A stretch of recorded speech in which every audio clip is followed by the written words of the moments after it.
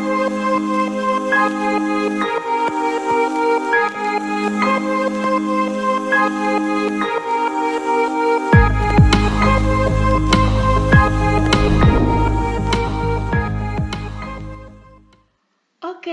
anak-anak, kita kembali lagi di channel Kak Erni. Kali ini kita akan membahas tentang materi IPS, di mana kita akan membicarakan tentang usaha untuk meningkatkan kesejahteraan rakyat pada masa awal kemerdekaan. Loh, kenapa kita negara itu harus mengusahakan lagi kesejahteraan rakyat padahal kan sudah merdeka. Nah, sebenarnya anak-anak, perekonomian di Indonesia itu memasuki era yang sangat sulit setelah Indonesia merdeka. Loh, kok bisa Indonesia setelah merdeka kok malah sulit? Nah, hal tersebut terjadi karena bangsa Indonesia mengalami yang namanya gejolak sosial, politik, dan keamanan yang sangat dahsyat sehingga pertumbuhan ekonomi kurang diperhatikan. Sistem ekonomi autarki yang terjadi yang dikembangkan oleh Jepang ya. Jadi itu sebelum Indonesia merdeka kan ada sistem ekonomi namanya autarki ya, yang dikembangkan oleh Jepang. Itu memperburuk keadaan ekonomi bangsa Indonesia. Nah, ditambah lagi terjadi blokade ekonomi yang dilakukan oleh bangsa Belanda. Nah, mari kita lihat penyebab buruknya keadaan ekonomi pada masa awal kemerdekaan. Jadi bukan tanpa alasan ya. Oke, kita melihat yang pertama, ada inflasi yang sangat tinggi, adanya blokade ekonomi oleh Belanda atau NIKA. Kemudian nicaya, kemudian ada kas pemerintahan yang kosong. Wah, sedih ya, sedih. Nah, tapi inilah yang terjadi. Oke, mari kita bahas satu persatu. Oke, inflasi yang tinggi. Sebenarnya apa itu inflasi? Nah, inflasi merupakan suatu keadaan perekonomian di suatu negara. Nah, di mana terjadi kecenderungan kenaikan harga-harga barang dan jasa secara umum dalam waktu yang sangat panjang atau kontinu ya, berkelanjutan. Jadi adanya kenaikan harga, nah seperti itu. Nah, inflasi di Indonesia itu terjadi karena beredarnya mata uang pendudukan Jepang secara tak terkendali ya, karena kan sebelum merdeka kan negara diperintah oleh Jepang sehingga mata uang yang digunakan di Indonesia juga mata uang Jepang. Jadi ini menyebabkan inflasi atau kenaikan ya. Jadi rakyat itu punyanya uang mata uang Jepang padahal kita butuh uang yang bukan mata uang Jepang. Seperti itu ya. Lanjut, yang kedua adanya blokade ekonomi oleh Belanda atau tentara Nicaya. Oke, blokade yang dilakukan itu dimulai pada bulan November tahun 1945. Nah, blokade ini dilakukan dengan cara menutup pintu keluar masuk perdagangan Republik Indonesia. Nah, jadi ditutup jalur perdagangannya. Akibatnya, barang dagangan milik pemerintah Republik Indonesia tidak dapat diekspor. Nah, sehingga harus dimusnahkan. Padahal itu dibutuhkan, kalau kita ekspor kan berarti kita menjual, berarti dapat uang. Tapi ini tidak boleh seperti itu. Jadi Indonesia juga menjadi kekurangan barang-barang impor yang sangat dibutuhkan ya. Yang dibutuhkan Indonesia itu juga kekurangan. Nah, kemudian yang ketiga, adanya kekosongan kas pemerintahan. Jadi pemerintah yang baru yang setelah merdeka tidak punya apa-apa, tidak punya kas ya, seperti itu. Kas pemerintahan kosong, pajak-pajak dan bea masuk lainnya, bea itu bea cukai seperti itu ya nak, sangat kurang. Padahal pengeluaran negara semakin bertambah. Nah, oleh sebab itu pemerintah mengambil kebijakan untuk mengeluarkan penetapan berlakunya mata uang sebagai pembayaran yang sah. Jadi setelah itu Indonesia pemerintah mengeluarkan berlakunya mata uang. Nah, seperti ini contoh mata uangnya ya. Ini adalah pemberlakuan 3 mata uang di Indonesia pada masa awal-awal kemerdekaan. Seperti itu. Melihat keadaan itu, apakah pemerintah Indonesia hanya diam saja? Oh, tentu saja tidak ya. Menghadapi krisis ekonomi dan keuangan, pemerintah menempuh berbagai kebijakan. Nah, di antaranya sebagai berikut, mari kita lihat satu-satu ya. Untuk kebijakan mengatasi krisis ya, karena pemerintah tidak mau menyerah. Yang pertama, melakukan pinjaman nasional ya, alias menghutang ya. Tapi ini untuk suatu negara. Kemudian yang kedua, konferensi ekonomi. Yang ketiga, pembentukan badan perancang ekonomi. Rencana Kasimo atau yang biasa dikenal itu Kasimo Plan ya dalam bahasa Inggris.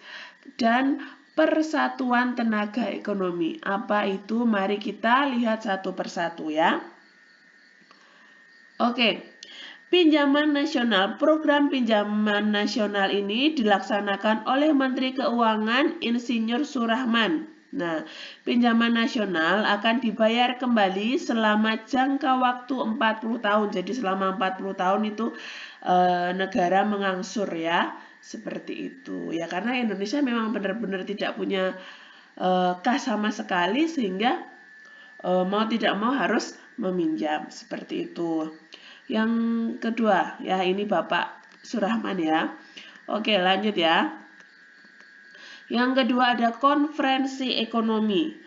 Konferensi ini dihadiri oleh cendekiawan, para gubernur dan para pejabat lainnya yang bertanggung jawab secara langsung mengenai masalah ekonomi di Jawa. Cendekiawan itu orang-orang yang kaya ya, seperti itu.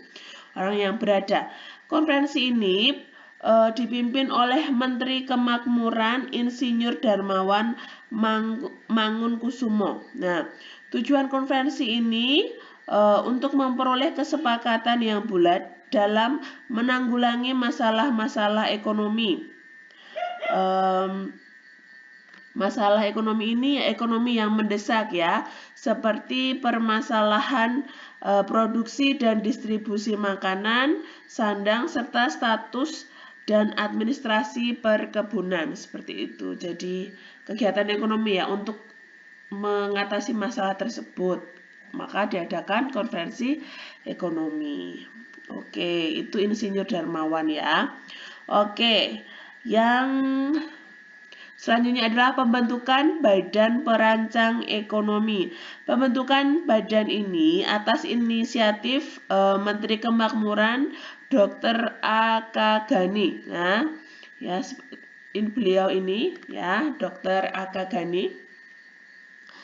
Badan ini merupakan badan tetap yang bertugas membuat rencana pembangunan ekonomi untuk jangka waktu 2-3 tahun. Jadi kira-kira 2-3 tahun ke depan tuh apa yang bisa kita lakukan untuk meningkatkan perekonomian. Jadi menyusun strategi seperti itu. Kemudian yang selanjutnya ada Kasimo Plan atau rencana Kasimo ya. Program ini disusun oleh Menteri Urusan Badan Makanan I.J. Kasimo ya. Ini Bapak Ignatius Kasimo. Nah, program ini berupa rencana produksi 3 tahunan ya. Tahun 1948 sampai 1950. Ini mengenai usaha swasembada pangan dengan beberapa petunjuk pelaksanaan yang praktis ya. Jadi ada petunjuknya. Punya rencana dan ada petunjuknya. Apa yang harus kita lakukan? Seperti itu. Baik, rencana produksi apa yang akan kita lakukan selama 3 tahun itu seperti itu. Bagaimana? Nah, seperti itu. Untuk meningkatkan produksi bahan pangan dalam program ini, Kasimo menyarankan agar, nah ini plannya Kasimo itu seperti apa. Yang pertama, menanami tanah-tanah kosong di Sumatera Timur seluas 281.277 hektar. Kemudian di Jawa dilakukan intensifikasi dengan menanam bibit unggul. Jadi bibit-bibit unggul tanaman itu dilaksanakan di Jawa. Kemudian yang ketiga, pencegahan penyembelihan hewan-hewan yang berperan penting bagi produksi pangan. Jadi tidak asal menyembelih ya hewan-hewan seperti itu. Kemudian yang keempat, di setiap desa dibentuk kebun-kebun bibit. Dan yang terakhir adanya transmigrasi ya. Ada perpindahan penduduk dari